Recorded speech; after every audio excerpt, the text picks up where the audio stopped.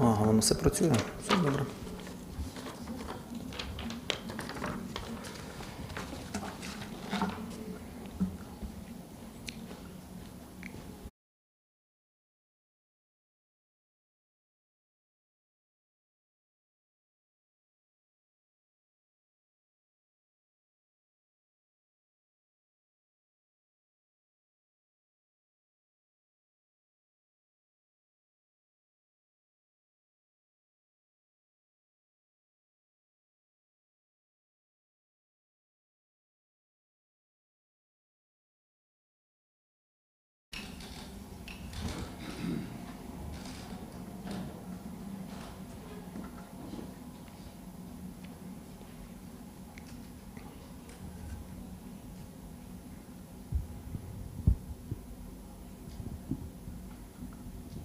Добрий день, мене звуть Ольга Таманова, я рада вітати Good morning, my name is Oleh and I want to thank everybody who joins us in Ukraine Media Center Current Forum. It's been 10 years of the war and today is day 457 of the full-scale invasion of our homeland by Russian aggressor, and now we will be talking about a very important topic, very important for all of us. We will be talking about return of those missing, and specifically those missing under special circumstances. I want to introduce a speaker today. It's Oleh Kotenko, Commissioner for Persons Missing in Special Circumstances. Good morning, Mr. Oleh.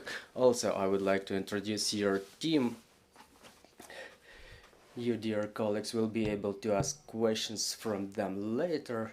Oleh Khoroshykh, advisor to the Commissioner for Persons Missing in Special Circumstances, and Natalia Babichuk, advisor to the Commissioner for Persons Missing under Special Circumstances, Alexei Yukov and Dmitro Dorogi, press secretary, advisor on media issues, and Anastasia Khoroshykh, coordinator and the representative of the Commissioner in Kiev region. So, Mr. Oleh, we can proceed to the topic of our today's conversation. We will be talking about the return of the bodies, the locations the search is going on at, and the work of the rescue teams.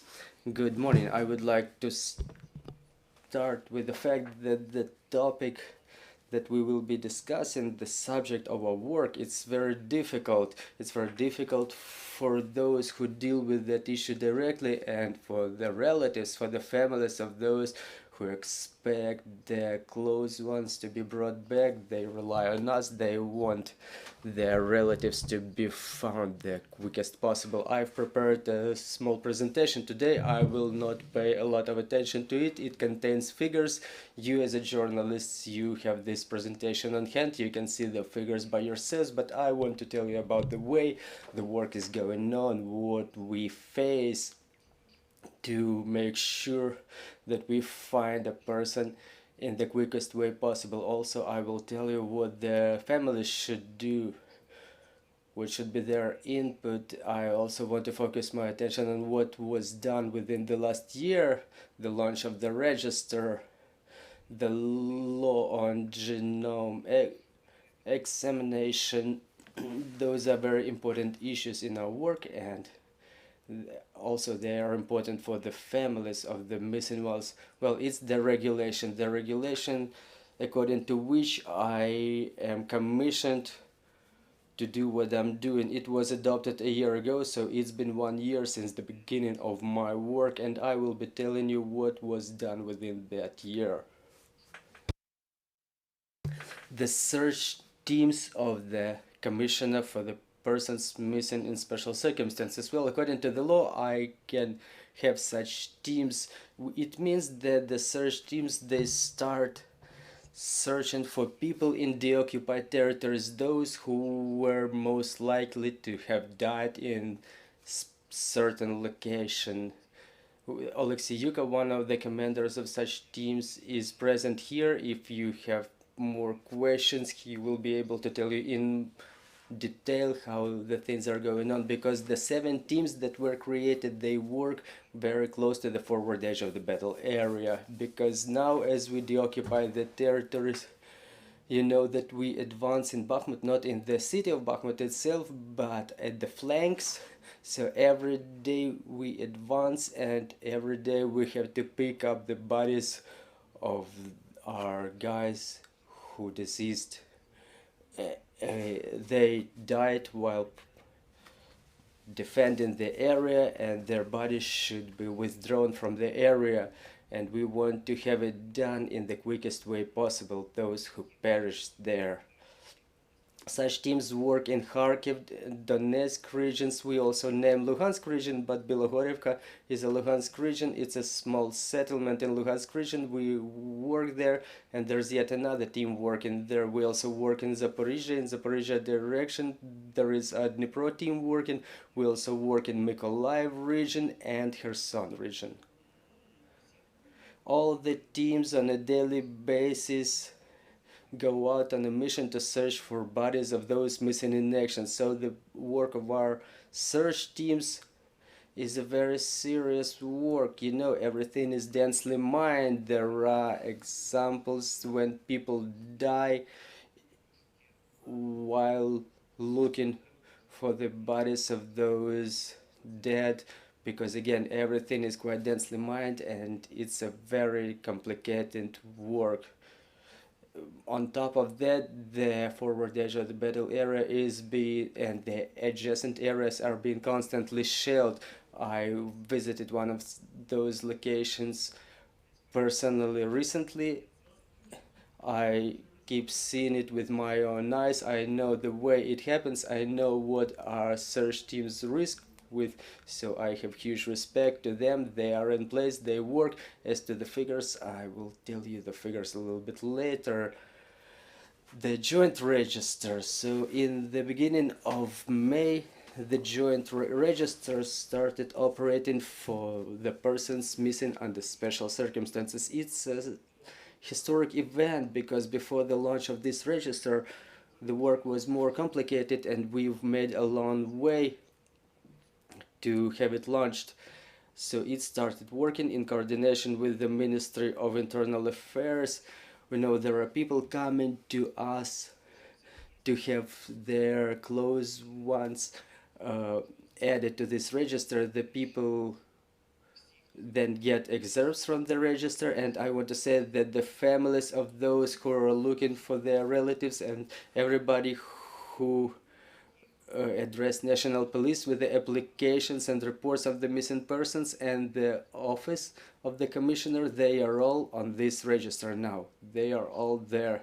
It's more than 23,000 people. It does not necessarily mean that all those people were missing in special circumstances. So when we produce the excerpt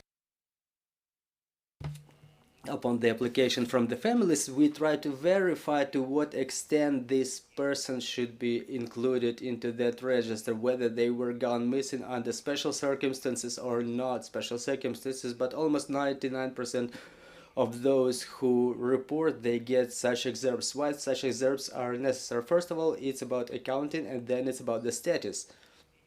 The status, which is officially approved by the state. When persons have this excerpt on hand, they can count on the pension for loss of the family feeders. So this excerpt is necessary for the families to obtain the financial support, financial aid. So again, the register has been launched. There were a lot of journalists. I was visiting TV channels, radio, where I was telling what kind of register is that, how it works, and if you still have questions, you may ask me and I will be most likely able to answer them. The preliminary sampling of DNA, that's a very important law in our country. What happens to the DNA examination, DNA tests now, and how we can work with the central government and with the special services, law enforcement bodies, how this law will work. You know, when people were going for war, they were not able to sample their DNA because there was no law in effect. No one was having account of them. So when the problem has arisen, the relatives had to submit their DNA samples so they could be matched with those diseases, so we can understand whether it's really a member of their family who was killed in action. So in the end of 2022 there was a law adopted, and it's now stipulates that it's better to have the DNA sampled by a serviceman themselves when they go to war, and then the DNA of the person who was killed in action may match with those of the relatives, and this DNA examination will be happening quite quicker, and we don't need to have the members of their families involved in this process to this extent that we used to have. So the law started working. The Ministry of Internal Affairs is ready to sample the DNA to make the tests from their servicemen. I mean the State Bodyguard Service, the National Guard of Ukraine, and now they already have those tests. They have the specialists who do it, and there is a place for storage of DNA samples. Our military, they will be catching up shortly. There will be a short delay, but I hope the law will come into effect in Ukraine to the full extent. And I want to thank everybody who got involved in this process. I want to thank Irina Vereshchuk, who is in control of this issue, who works with this very diligently, and there are sessions, the meetings going on to discuss this issue on a weekly basis. So let's proceed to the figures. I don't really like to talk figures a lot because there are figures and there are human lives, you know. So just in case, we keep saying, just to make sure you understand what is the scope of work that we're doing. I cannot do it all on my own as a commissioner, so I rely on my team. My team is present here. Some of the persons are unable to be present here today because they work in the city of Poltava. Now we have a meeting with the families. Such meetings with the families, they are quite frequent. Almost every day we have meetings like that. Our representatives in the regions, they are in charge of such meetings, and one of such representatives for Kiev and Kiev region is currently here, Anastasia Khoroshykh. If you have any questions to her, you may ask those questions from her afterwards. So again, those meetings are going on a daily basis, almost on a daily basis. I meet people 3, sometimes 4 times a day. Sometimes it's like 1 or 2 or 3 families coming to those meetings. But during the meetings like this, thanks to the database that we maintain, we have an analytic department that is being headed by Oleh Khoroshykh. He is currently present in this studio. So we have quite a comprehensive information, if not comprehensive, so we have a lot of information about the people's possible whereabouts. Maybe people were gone missing, maybe the people were imprisoned. We know that yesterday there were 106 of our people liberated, and so you understand we had 98 families reporting to us. They were thinking of their relatives as of missing in action. So 90% of those who were exchanged, they usually are accounted as missing in action. So our regional representatives, they work with it along with our analysts, so we understand the whereabouts, and so we have understanding of the number of people who are currently being kept captive. For example, 70 of them, we didn't know about their whereabouts. It was a very pleasant surprise for their families that they have come back home. That's why we count on bringing the people back alive. But sometimes we have to pick up the bodies of our guys killed in action, so there will be another operation going on next week, and we will expect that those will be coming back whose location, whose whereabouts are known, because really we don't know whether they're alive or dead. I don't want to focus on figures, you can see them on the screen by yourself. So talking about our regional representatives, it's only 20 of them now. and I hope that soon the number will grow to 24 or maybe up to 25, including Crimea. So all the representatives are professionals in what they're doing. They have offices in the regions, they have psychologists and lawyers working with them, the people who can be in charge of the questions that are asked by the families. Also, there is a council of churches, the chaplains in the regions, they work in coordination with us, they help in psychological rehabilitation of those families who report to us. All the phone numbers can be seen in the end of this presentation, the phones of our regional representatives. If anybody wants to report or apply for with some issue, you can contact us, contact our regional representatives in the regions. So please report, make phone calls. So here are the contacts. I'll be wrapping up. I didn't want to take a lot of your time. I think there will be a number of questions, and I will be able to answer them in the professional manner. If I cannot, so I will give the floor to my colleagues. Mr. Oleh, the first question is about the register. You mentioned that it's almost 23,000 people who are considered to be missing in action. So who are those people? Are they military or are they civilians? Well, the register includes both military and civilians. It happens so that their names are added upon the reports of their families. So if sometimes we understand that the person is brought back home, but they just did not pick up when we were calling them, or they were not able to answer the phone, and we reported to the national police. So we added that person to the register as missing in action, and even if the person is found, they are still on the register with the remark that they are found and brought back. Well, the title is called Commissioner for the Persons Missing in Special Circumstances. So let's find out what is the special circumstances. Just explain it to the people.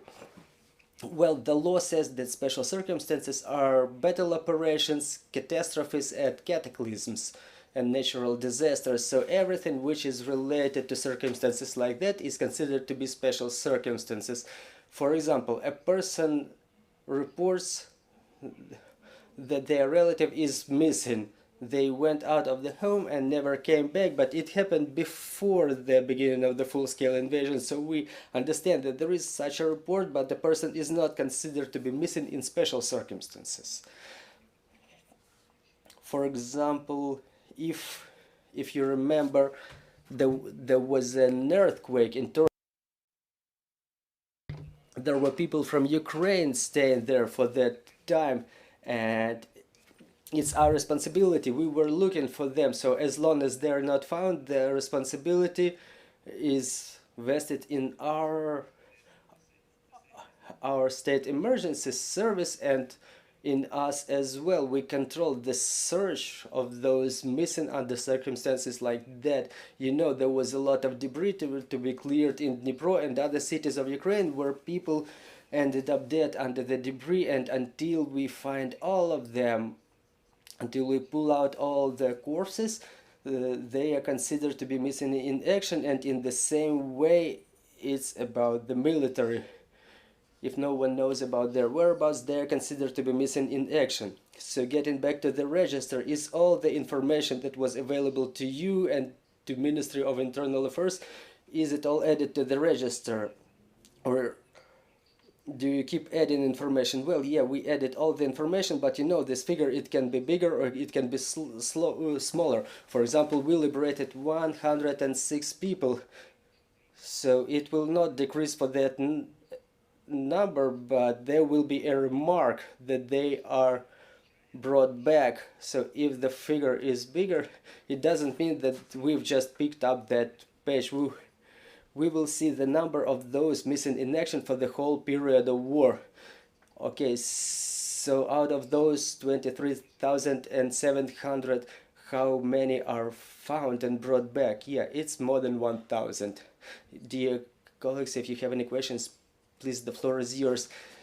current form. Can you please tell us what is the situation with the equipment necessary for identification of the bodies, and are the refrigerators sufficient for transportation of the bodies?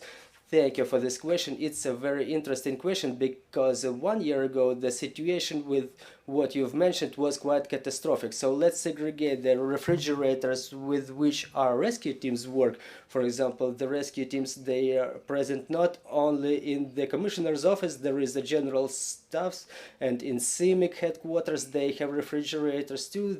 We work in coordination with them, and the national police has refrigerators like this. So it's not only 7 our teams who deals with that across the whole country. Every this law enforcement agency, they have such refrigerators, they deal with this, and thanks to the support of our international colleagues, they helped us a lot. We now have sufficient number of refrigerators. For example, we don't have problems with the refrigerators right now, so each team has smaller refrigerators, and those present here for the time being, we have, although we are equipped with the refrigerators, there are railway stations equipped with the refrigerators. We keep the bodies of our deceased heroes there until the DNA match is confirmed. So there were refrigerators, but they were not paid for, but thanks to ICRC they are paid for now. So all the refrigerator stations in Kiev region, they were all paid for. There is an agreement for the payment for the next year.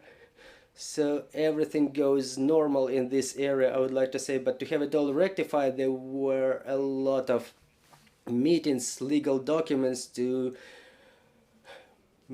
make it start working. I've seen that problem last year when I've picked 160 bodies of the servicemen of Azov regiment, and I've seen the condition of the bodies that we brought back, and it came to us as a surprise that there is no place to keep those bodies, so we were keeping them in the morgues first, and then we've solved this problem, and I'm quite happy about that. I have to mention right away that according to the legislation we can only keep the body in the refrigerator for 1 year, and then there should be a temporary burial. There was a land plot allocated, we work on it for half a year to have this land plot allocated for temporary burial until the match of the DNA. And right away I'll tell you that it will be the next question, why DNA may not match, because there were no relatives left to give to provide a DNA sample. This is the problem happening to the civilians. Mostly they don't know whether they should provide their DNA for sampling. And another example is when DNA sampling is quite difficult because we only bring not pieces of the body, not the full body, and such DNA testing only happens in 4 countries. So we're about to sign a memorandum with those countries. It's called archaeological DNA testing. It's quite difficult to identify, but we keep working on that. It's about the refrigerators and the work which is going on. You already mentioned the international partners. I know there are agreements signed between them. So what is the specific help that they're providing to you? What is the support they're providing to you, to your work? You're talking about international organizations. Yes, right. Well, they give us the tools that we can work with. They give us the sleeves, for example, the bags. So I'm currently talking about ICRC because there is not a lot of organizations the commissioner's office works with. So support of the relatives, the DNA sampling abroad, we don't have a mechanism to make it happen so far. Financial support, and I can go on and on by that list, but those are the principal areas they help us in. So, talking about the search for civilians, did you have cases in your practice when you were looking for a person whose name was on the register for a long time and it turned out that the person left? For example, yeah, if you can give us the percentage. So it's 90% the people were either deported and then they got in touch, or we were able to find them either in Russia or elsewhere abroad. It's a huge percentage of those people whom we deem killed, and it turns out they are alive. Well, that's about the civilians. The percentage of foundlings is quite big there. We have more questions on the floor. Well, the International Committee for Missing in Action started working with us, and I mean, in Ukraine, many people are interested about the work of that commission. So how do you cooperate with them, and what is your advice to the families? How to report to that commission, and how to coordinate the activities with them? Well, I don't know how that process was launched. Well, it happens when an international organization comes to Ukraine. They enter into a memoranda or enter into agreements with some agency in Ukraine, some government agency. For the time being, for what I know, this commission has not signed any memoranda. They work as an NGO here who wants to support us somehow. Then, when we talk about the support, we have to understand to what extent this or that organization can help us in Ukraine. They only deal with DNA sampling. They want to take DNA samples from the relatives and then to have those DNA tests matched with the people killed in action. But before any documents are signed in Ukraine, no one will allow us to take DNA samples from the guys killed in action. So when we say that they work, well, it would be better to word it like they are present. So when the question arises, who made more DNA tests with the International Commission for Missing in Action or the state of Ukraine, I can tell you for sure that Ukraine did like 10 times more, dozens of times more testings, and Ukrainian specialists can train a lot of people around the world now. And talking about the equipment, thanks to our international partners, we have laboratories that the International Commission may only dream about. We have all of it available because we have support from our international partners, because we ended up in a very difficult situation after the 24th of February. So when the commission is in place, I know they talk a lot to the civil organizations, with the mass media, and for more than half a year I was communicating with them myself, but I don't quite understand honestly what they can help us with. If they find something they can help us with, I will only appreciate them, because I proposed to have a memorandum signed between us and them. They refused the memorandum, but they asked for a diplomatic status. I tried to explain to them that to do DNA testing they don't need a diplomatic sample, there is something else about it, but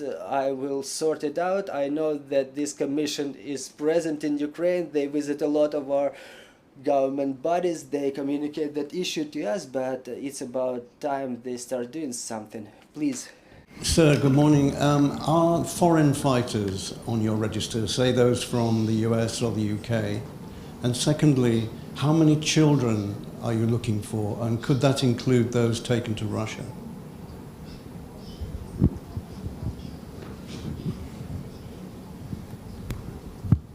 І тут, мабуть, Maybe I will have to add something. During the last return, we've seen the information that there were bodies of the International Legion fighters brought back. So, okay, look, to be added to the register, it is necessary to submit the request, to submit an application to be added to the register. It doesn't necessarily mean that the government does not document all the people from the Foreign Legion who were missing in action and don't get in touch. Yes, we have a list of their names, so we cooperate with almost all the embassies of those who were missing in action. We have reports from the embassies, and when we understand what's going on and where the bodies are, we do everything we can to have those bodies brought back to the territory under control of Ukrainian government, so we can hand them over to the embassies for their burial abroad. As to the children, the situation is different. The deported are not added to the register unless they report it to us. If there is a report in the National Police of Ukraine, such people are really added to the register. So the children cannot report by themselves. So if the relatives submit such reports, the children are being added to the register of the missing persons, but it's a very small percentage. They don't end up on the register because there is nobody to report for them. About the bodies, yes, we have returned bodies recently. I communicated with American embassy and Turkish embassy because I know whose bodies were handed over to us, and it will be looking like that. The bodies will be registered and documented, and then they will be handed over to the embassies. It's no problem. Roman Khoroshykh, Information Agency Nation. So what's the scope of your work that you contemplate after the occupation of the left bank of Kherson region, Luhansk region, Donetsk region, and Crimea? Do you have sufficient resource, or you will need some additional resource? Thank you. It's a very good question. Look, we're preparing for that. If I'm saying that I only have 7 search teams, it doesn't mean that that's it, because we cooperate with all the search teams available in our country. So the scope, well, the most difficult will be the work in the regions where the active battles were going on, for example, like Mariupol and Volnovakha. For example, we have now about 1,000 locations in Mariupol where people were killed. I don't know the numbers, but as soon as the territory is deoccupied and our investigators from National Police and prosecutors' office will start dealing with it, we'll cope with it eventually. For example, Izum, you remember we found a mass grave there. We didn't know that there were civilians there, but it happened so. But there were 452 burials plus the burial of 17 of our military. It was right by its side, and we made it within a month, so to say, because you cannot just pull out the body somehow. You have to work very meticulously. Sometimes in the front lines we do it very quickly, but when you have an opportunity to work diligently on the burial site, it's a very complex work, and our rescue teams, our search teams, they are properly trained in that, so it will take some time. We have more questions.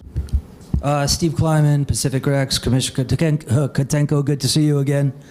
Following up on DNA technology, could you talk more about mobile DNA laboratories and the countries that might be contributing this technology, and also, if you can, specific companies from abroad that are contributing this technology, specifically for DNA identification and mobile DNA laboratories?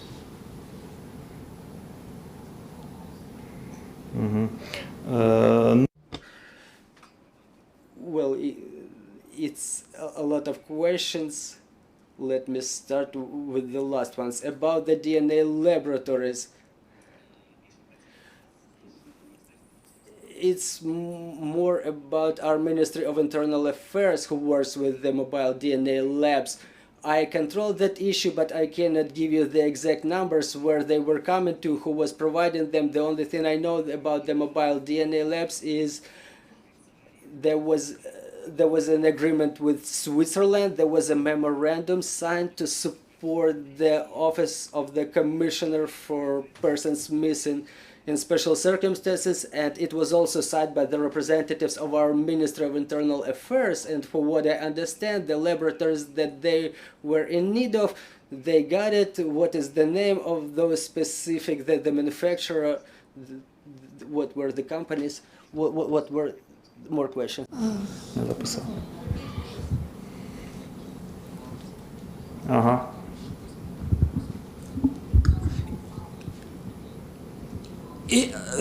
I'm wondering if there are specific manufacturers, foreign companies that have assisted with DNA identification or mobile technology? Я знаю, що це країна Польща точно. I know for sure it's Poland. I know for sure it's Switzerland. I will add, well, I cannot say anything on top of that. Maybe some more Western countries. I'm not sure. Another question. Igor Bondarenko, Channel 1+1. You said that there are 8,000 people found out of more than 23,000 on the register. So what number, what percentage of people turned out to be alive? So we work on this figure for more than 1 year, but it's about 60-65%. I keep telling this number, so you understand that 60-65% of those we search for, they come back alive. I think it's a very good percentage. And when some Prigozhin tells us that he killed 20,000 in Ukraine, so I know more or less that people end up in captivity, and I hope that they will be coming back home shortly. Dear questions, more questions. You said that search for those missing in the front lines is going on very quickly. So can you tell us about the mechanisms? What are the people? How quickly we should work under the conditions of battle operations? So okay, I will tell you about the process, how it's going on from the very first minute. For example, a person does not get in touch, then we have a system in place thanks to our commander Zaluzhny. I agreed it with him to have every unit in the front line to be complemented with the evacuation team, no matter whether they are under rotation or not. So first, when we deal with this search, it works for more than half a year. Our reconnaissance teams, the drones, they see what's going on, they see what is the number of people who were probably captured as prisoners or died in action.